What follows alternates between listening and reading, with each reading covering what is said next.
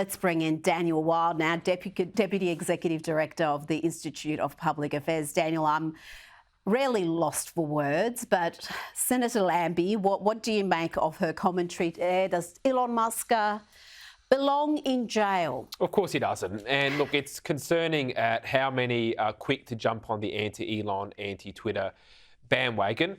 Yes, there's an issue with content that children are exposed to online, and that requires a proper debate and policy response. But conflating that with misinformation is disingenuous. You know, misinformation is about shutting down debate, censoring opinion, giving unelected bureaucrats powers to police debate. Even if those misinformation laws were in place now, it would have no bearing on the issue before us with Twitter and Elon Musk. So, you know, these politicians need to be better informed about what it actually is that they're talking about. Oh, they need to be better informed. So many of them are plainly ignorant of how these platforms work, and sadly that's also true for the media. I don't know if you caught the West Australian's front page. Let's have a look at it. This again has gone viral because people around the world are shocked that we've got journalists, people in the media who are gagging for extra censorship. And it seems this is all, as far as the Albanese government is concerned, primarily focused on one particular video.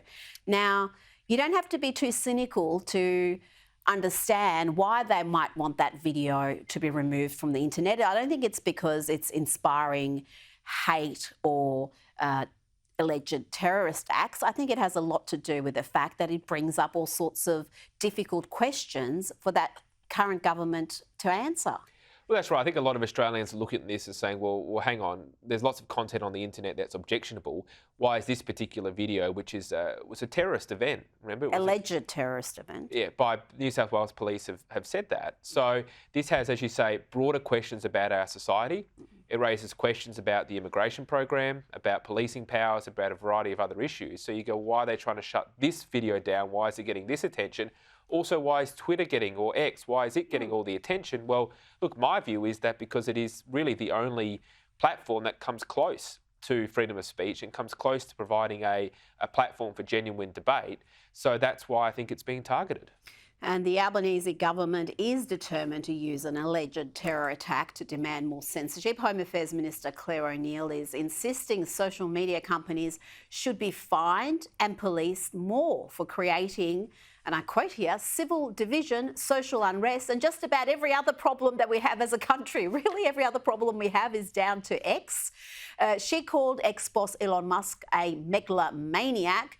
Now, Musk is already taking on the e-safety commissioner to task for her draconian attempts for censorship on his platform, as now the government wants to give this woman even more power. And what's worse, Daniel, and we've discussed this previously, it's that the coalition, the party that's supposed to stand for free speech and classical liberalism, is backing this Orwellian approach. I know there's certain MPs who have said no, but as a whole, the party leadership seems to be backing this woman getting even more powers than she already has. Yeah, well, the issue is that, as we've said before, the Commissioner of the E-Safety Commission is not someone that's looking for the public good. She's an ideological activist.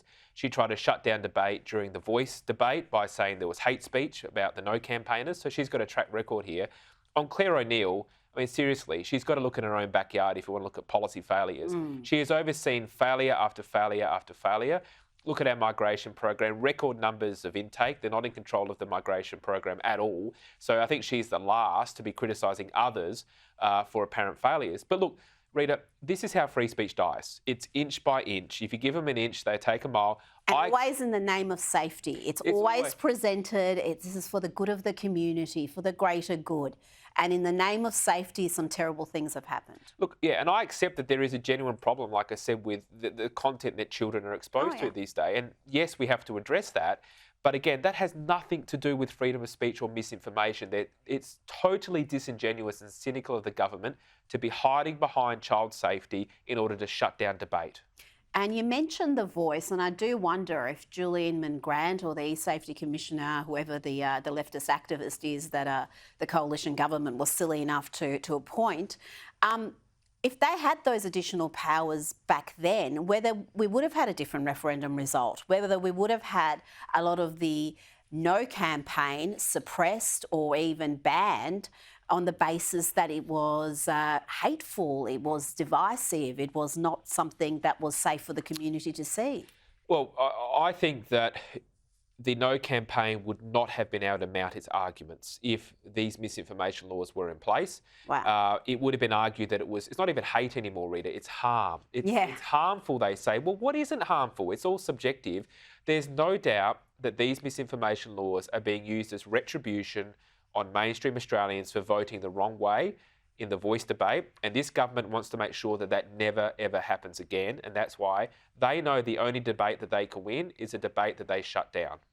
And this is why it's astonishing that you've got the likes of Peter Dutton, who is a very smart operator, buying into this. I mean, does he not see how this is going to end for Conservatives? And just the arrogance of demanding something not just be taken down from Australian accounts, but be taken down around the world. So you have one country making laws that X has to apply to every account holder in the world. And I mean, we don't want to be subject to laws made in banana republics. Why should other parts of the world that value freedom be prevented from seeing things because of Julian Inman Grant?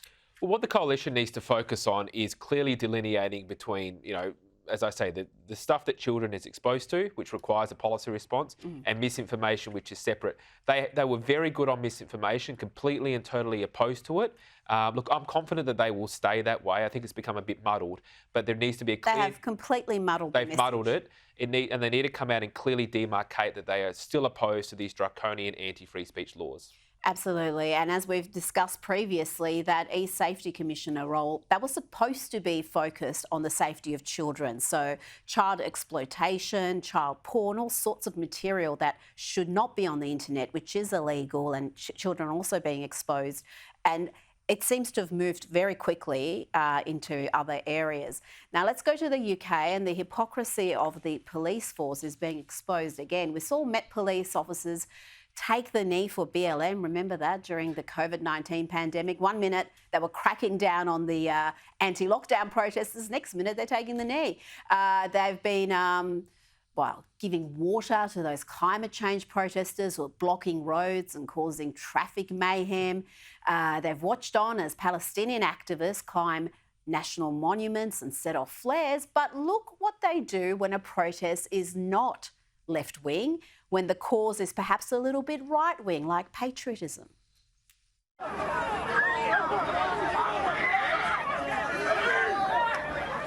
Wow, children!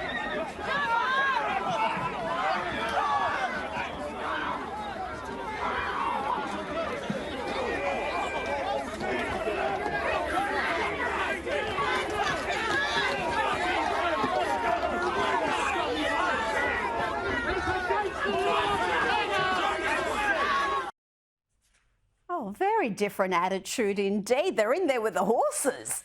Don't get the horses involved. I don't want any horses hurt. But it's been noted. It's been noted in London and elsewhere that this two-tier policing is becoming more and more apparent.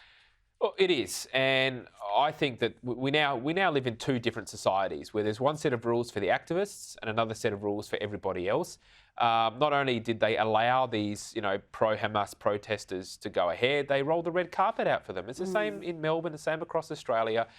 What frustrates people is the inequitable application of the laws. If someone is acting outside of the law, then enforce it. Like maybe someone there was doing the wrong thing, being violent, sure. Go at it, but do it in an equal way. It looks like if you're, one of these left-wing activists, it's accepted, it's fine, but I wouldn't even call them right-wing, Rita. I would just say it's normal. It's normal to celebrate your nation and your history and its past, and now that appears to be unlawful in Britain. And we had the shameful scenes late last week.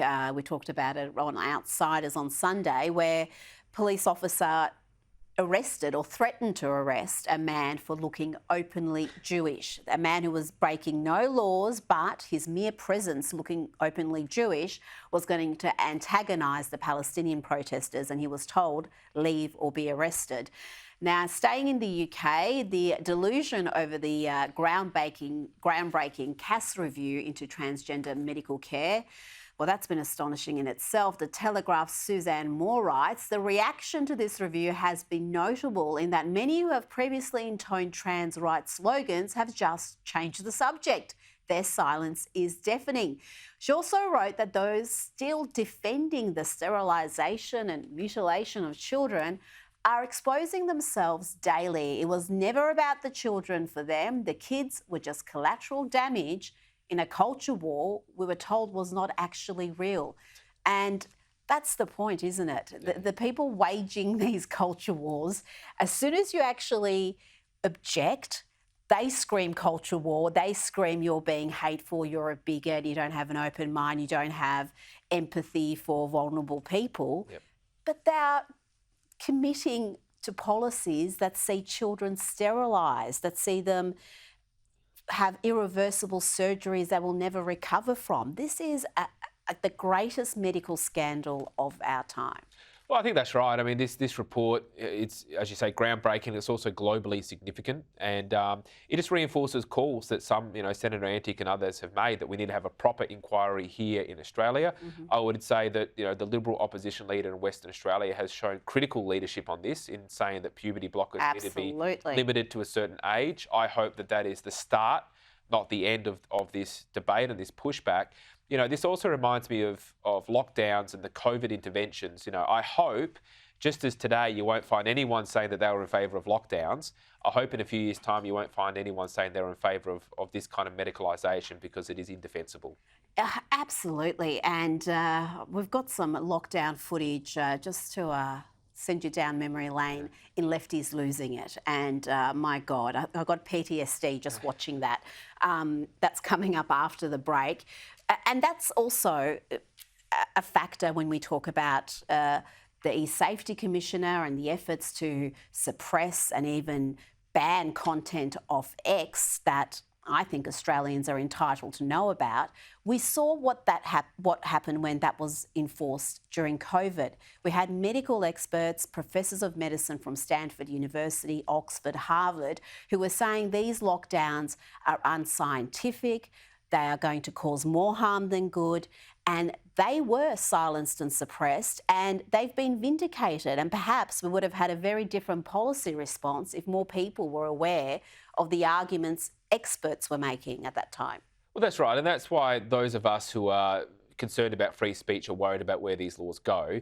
It's, we've seen time and time again those who are empowered to control information use it to shut down debate. We mentioned the eSafety Commissioner, who went from being the Children's eSafety Commissioner to now everything else. So there is just no way of putting guardrails on these bureaucracies. They always expand, they always silence debate, and they end up carrying water for whatever the established view is of the time, even though, as we now know, as you say, with COVID, there were other views being expressed. They should have been expressed then, and we now know, even if they were wrong or right, you should still be able to debate it, but we now know what's even worse is so many of those views, whether it's about the issues of vaccines, the issues of lockdowns, they've actually been proven to be correct. That's how dangerous this is. This is the point, and we should trust people to know both sides, to know this information, even if it's uncomfortable, and to make decisions about it. We don't need people in authority deciding for us what we're equipped to look at. And that footage, I'm sure we're going to be talking about it again later this week. Daniel Wild, thank you so much for your time. Thank you.